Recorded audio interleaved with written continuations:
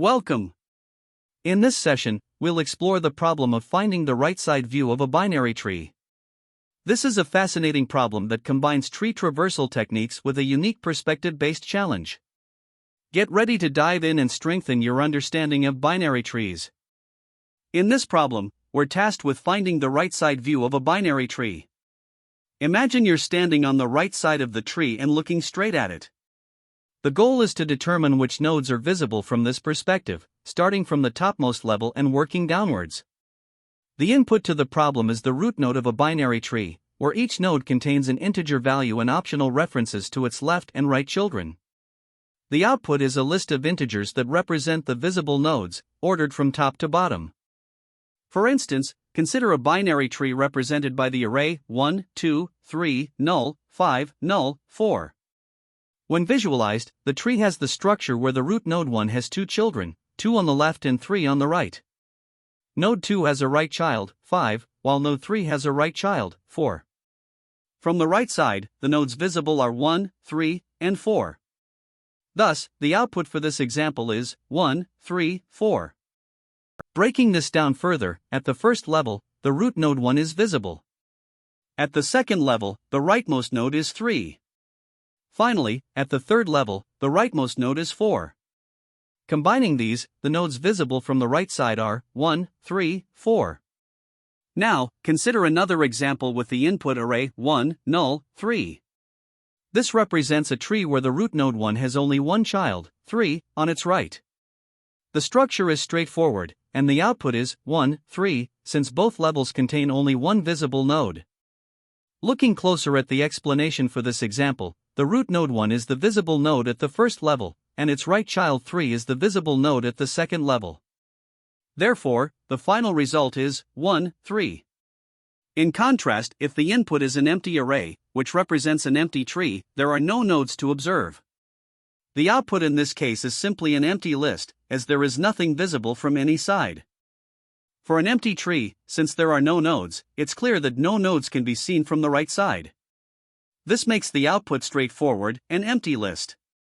The constraints of the problem specify that the tree can have up to 10,000 nodes, and each node's value lies between -100 and 100. These constraints ensure that our solution must handle large inputs efficiently and correctly process trees with varying structures and values.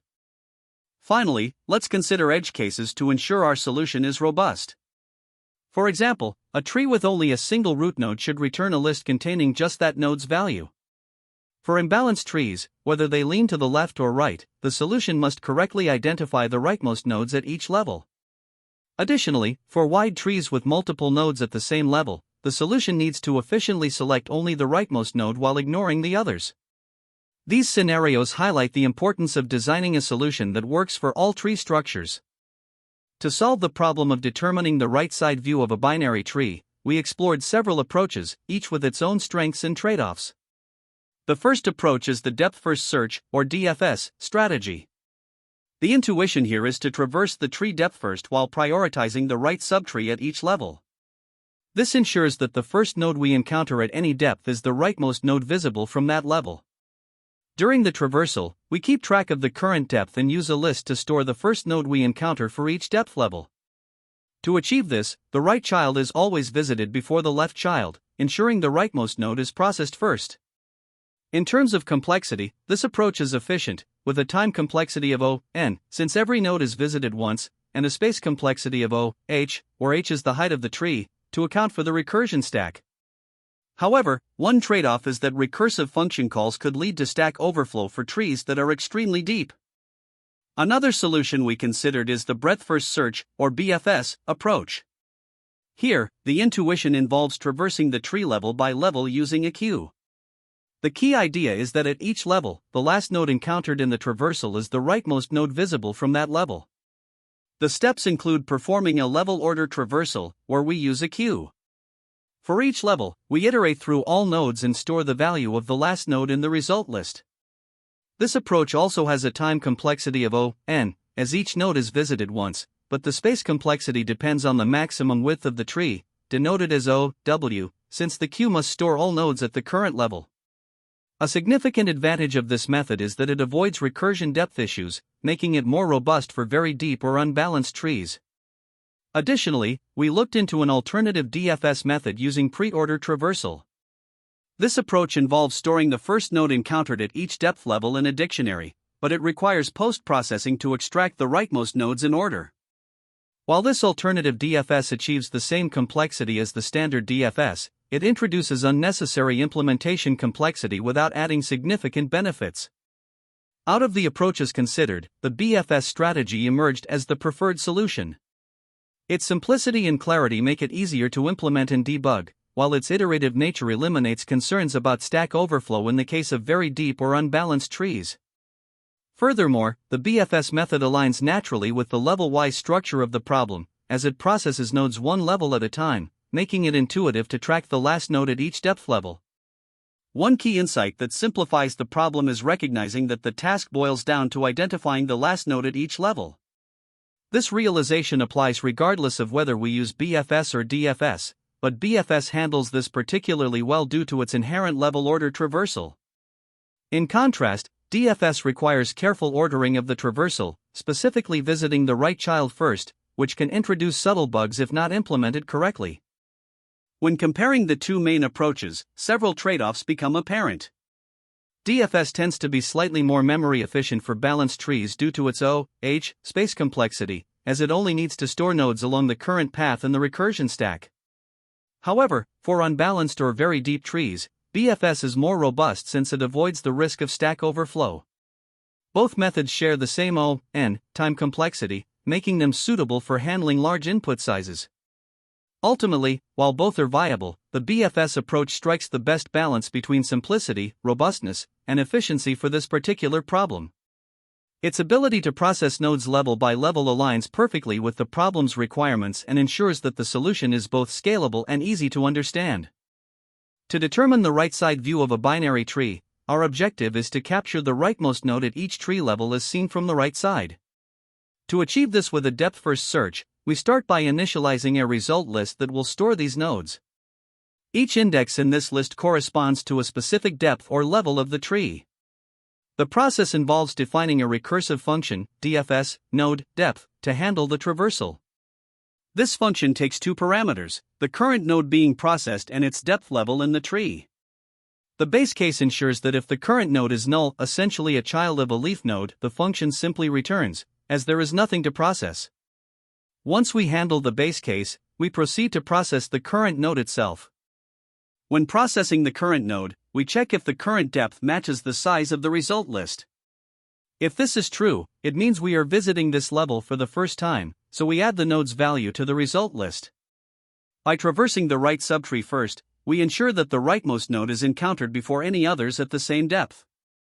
This is done by calling DFS, node.right, depth plus 1. After exploring the right subtree, we then traverse the left subtree by calling DFS, node.left, depth plus 1. Once the traversal is complete, the result list contains the rightmost node from each level, and we return this list. The algorithm relies on prioritizing the right subtree during traversal, dynamically adding nodes to the result list only when encountering a new depth, and efficiently processing each node just once, making the time complexity O(n). The result list is a key data structure in this algorithm. It serves as a dynamic array that stores the rightmost node at each level, allowing for efficient indexed access and seamless appending of elements. In the implementation, the right-side view function initializes this list and defines the recursive DFS function. If the current node is null, the function returns immediately. Otherwise, it checks if the current depth is equal to the size of the result list, and if so, appends the current node's value. The recursive calls to DFS, node.right, depth plus 1, and DFS, node.left, depth plus 1, ensure the right subtree is explored before the left subtree. The traversal starts from the root at depth 0, and when the recursion completes, the result list contains the desired right-side view of the tree. Finally, we consider some edge cases that the algorithm handles naturally. For an empty tree, where the root is null, the result is simply an empty list. In the case of a single-node tree, the result contains only the value of that node. For left-leaning trees, where all nodes are in the left subtree, the algorithm still identifies the rightmost node at each level because each level only has one node. Similarly, for right-leaning trees, the algorithm works seamlessly as it prioritizes the right subtree. The algorithm is efficient, with a time complexity of O(n), since it visits each node exactly once. The space complexity is O(h), where h is the tree's height. In the worst-case scenario of a skewed tree, this can be O(n), but for a balanced tree, it is O log n, making the approach both robust and efficient for a variety of tree structures. This Python code solves the LeetCode problem number 199, binary tree right-side view. The goal is to return the rightmost node's value at each level of the binary tree, as it would appear from the right side. Explanation. 1. Imports and initialization. The deque from the collections module is used for efficient queue operations. The right-side view function takes the root of the binary tree as input. If the root is none, empty tree, the function immediately returns an empty list since there's no right-side view. 2. Breadth first search, BFS. A queue is initialized with the root node. This queue will help traverse the tree level by level. The result list is initialized to store the rightmost node of each level. 3. Level traversal. The outer while loop processes each level until the queue is empty. The level_length variable stores the number of nodes at the current level. Inside the for loop, nodes are dequeued one by one. If the node is the last in the current level, I equals level_length 1, its value is appended to the result list. 4. Child nodes. If the dequeued node has a left child, it is added to the queue. Similarly, the right child is also added to the queue. 5. Return result. After all levels are processed, the result list contains the rightmost node values from each level, which is returned as the output. This implementation uses BFS for level order traversal, ensuring that nodes are processed in the correct order. The deque provides efficient queue operations, and the for loop ensures that only the rightmost node at each level is added to the result. The time complexity is O(n), where n is the number of nodes in the tree, as each node is processed exactly once. The space complexity is O(w), where w is the maximum width of the tree, worst-case space taken by the queue. Here, we start by importing the necessary Java utilities. We define our treeNode class, which represents the structure of a node in the binary tree. Each node contains an integer value and references to its left and right children, which may initially be null. Next, we define the solution class and implement the right-side view method. The method takes the root node of the binary tree as its input and aims to return a list of integers representing the right-side view of the tree. We first check if the root is null. If it is, we return an empty list since there's no tree to process.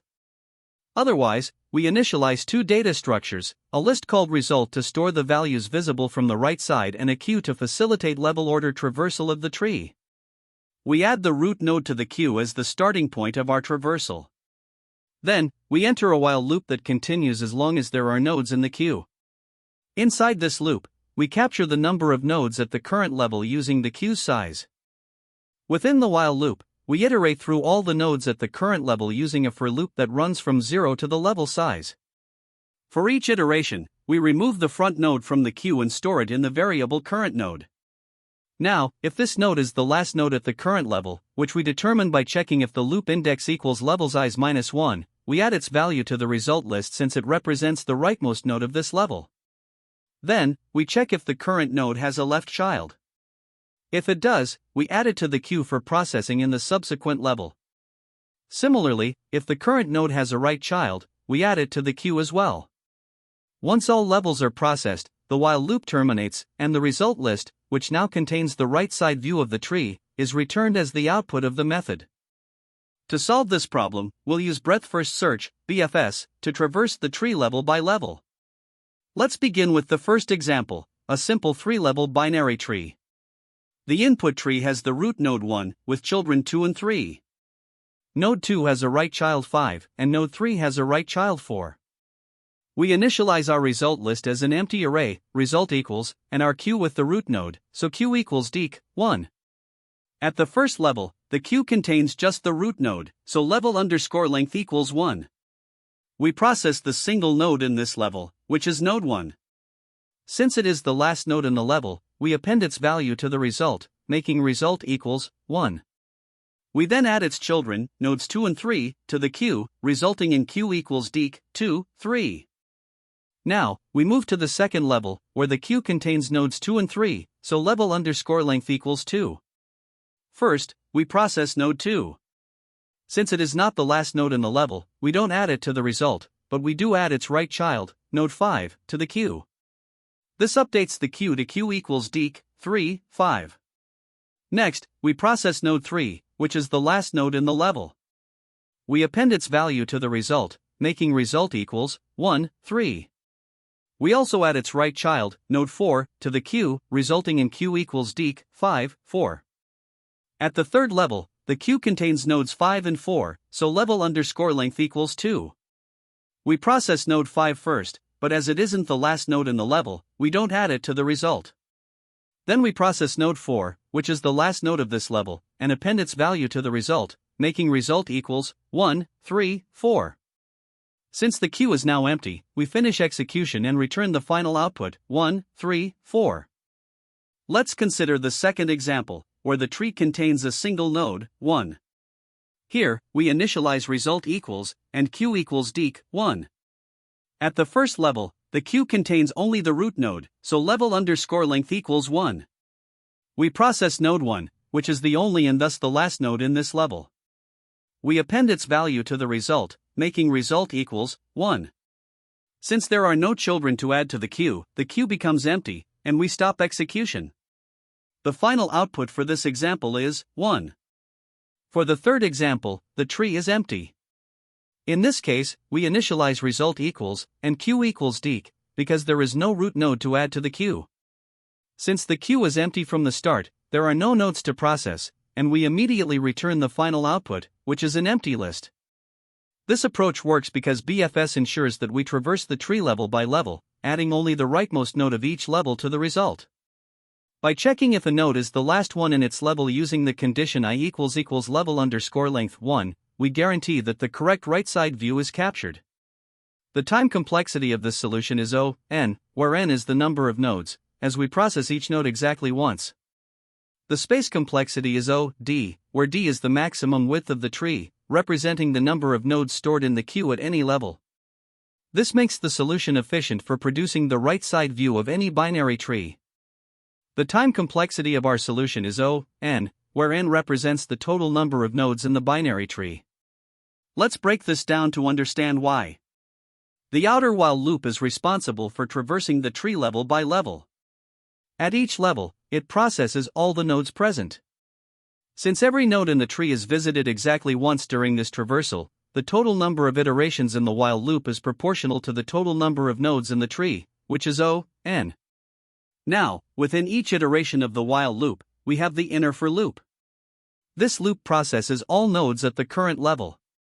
For a perfect binary tree, the number of nodes doubles at each successive level, starting with one node at the root, then two nodes at the next level, four at the following level, and so on, until we reach the height of the tree. The sum of nodes processed across all levels still adds up to O, n. Together, these loops ensure that each node is visited once, confirming the O, n, time complexity for the entire algorithm. In addition to the loops, we also need to consider the queue operations. The queue is used to manage the nodes during the level order traversal. Each node is enqueued once when it's discovered and dequeued once when it's processed. Since every enqueue and dequeue operation is O, 1, and there are n nodes in the tree, the total cost for queue operations is O, n. Combining the costs of the loops and the queue operations, we arrive at the overall time complexity of O, n. Shifting to space complexity, the main factor here is the queue. At any given time, the queue holds all the nodes at the current level. The maximum number of nodes in the queue corresponds to the maximum width of the tree, which can vary depending on the tree's structure. For a balanced binary tree, the maximum width occurs at the last level and can be as large as O, 2 to the power of h, where h is the height of the tree. Since the height of a binary tree with n nodes is approximately log n, the maximum width can be O, n, in the worst case, such as in a degenerate tree where every node has only one child. Beyond the queue, the result list also contributes to space usage. This list stores the rightmost node value from each level, requiring O, h, space, where h is the height of the tree. In the worst case, such as in a skewed tree, the height can be O(n). However, the space required for the result list is much smaller compared to the queue. Importantly, the algorithm does not use additional auxiliary data structures apart from the queue and the result list. Therefore, the total space complexity is dominated by the queue's usage, which is O(w), where W is the maximum width of the tree. When comparing this solution to a naive approach, it's clear that it is both time and space efficient. A naive method might involve multiple traversals of the tree to determine the rightmost node at each level, resulting in a time complexity of O(n*(h), and higher space requirements for intermediate storage. By using a single level order traversal, this solution achieves optimal performance. Whether the tree is balanced, typical, or skewed, the time complexity remains O(n), while space complexity is O(w), making it efficient even in the worst-case scenarios. One common mistake when solving the binary tree right-side view problem is confusing the right view with only the rightmost nodes. It's essential to remember that the right-side view includes all nodes visible from the right, which means some left children might appear depending on the tree's structure. Another issue arises from not properly handling empty trees. Forgetting to check for an empty input can lead to runtime errors, so it's always a good practice to include a condition that returns an empty list if the root is null. Depth tracking in DFS is another common pitfall. If you don't correctly compare the recursion depth with the size of the result list, you risk skipping nodes that should be part of the output. Inefficiencies in BFS implementations can also be a problem. Using unnecessary loops or failing to leverage the queue size for level-by-level processing can increase time complexity. Finally, overcomplicating the problem by using multiple data structures when one would suffice not only adds unnecessary complexity but also consumes more memory. Keeping the solution clean and efficient is key. The binary tree right-side view problem is a great way to test your understanding of tree traversal techniques like BFS and DFS, as well as your ability to manage level-wise operations. Mastering these patterns can help you tackle a wide range of tree-related problems. When discussing your solution, it's important to bring up edge cases such as skewed trees, whether left-skewed or right-skewed, a single-node tree, or trees with varying depths. Explaining how your approach handles these scenarios demonstrates a thorough understanding of the problem. It's also valuable to discuss the trade-offs between DFS and BFS.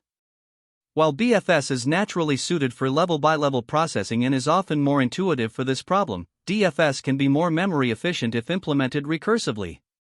Additionally, interviewers often look for your ability to optimize. Highlight how your solution avoids redundant computations and why it's efficient in terms of time and space complexity. The concepts used in the binary tree right-side view problem are closely related to several other tree problems. For instance, binary tree level order traversal, which is LeetCode problem 102, involves a similar level-wise traversal but collects all nodes at each level instead of just the rightmost ones. Another variation is binary tree zigzag level order traversal, problem 103, where the traversal alternates between left to right and right to left orders at each level. Populating next right pointers in each node, LeetCode 116, also shares similarities as it requires connecting nodes at the same level, which relies on efficient BFS traversal. Additionally, there's the conceptual variation of the left-side view of a binary tree, which isn't directly on LeetCode but involves collecting the leftmost nodes at each level instead. Understanding these related problems can deepen your knowledge of tree traversal techniques and help you recognize patterns across different challenges. There are several approaches to solving the binary tree right-side view problem, each with its own trade-offs. The BFS approach uses a queue to process nodes level by level, collecting the rightmost node from each level. This method is straightforward, with a time complexity of O(n) and a space complexity of O(w), where W is the maximum width of the tree. While simple and intuitive, it does require additional memory for the queue. The DFS approach, on the other hand, uses recursion to traverse the tree. By tracking the current depth and comparing it to the size of the result list, you can capture the rightmost node of each level. This method can be more memory efficient for balanced trees due to the recursion stack, but it requires careful depth tracking and can risk stack overflow for highly skewed or deep trees. An alternative is the reverse level order traversal, where you process nodes level by level and reverse the order to extract the rightmost nodes at the end. While this adds flexibility for modifications, it introduces additional overhead and isn't the most efficient for this specific problem. Choosing the right approach depends on the constraints and requirements of the problem at hand. Great job! To summarize, we tackled the right-side view problem using traversal techniques, optimizing for both time and space. Remember to practice applying BFS and DFS to similar tree problems. Thank you for joining, and we hope to see you in the next session. That's the end of this tutorial. I hope you found this explanation helpful for understanding the solution to this LeetCode problem. If you enjoyed this content, please consider subscribing to the channel for more coding tutorials and solutions. Feel free to leave a like if this video helped you, and don't hesitate to comment with any questions you might have. Thanks for watching, and happy coding!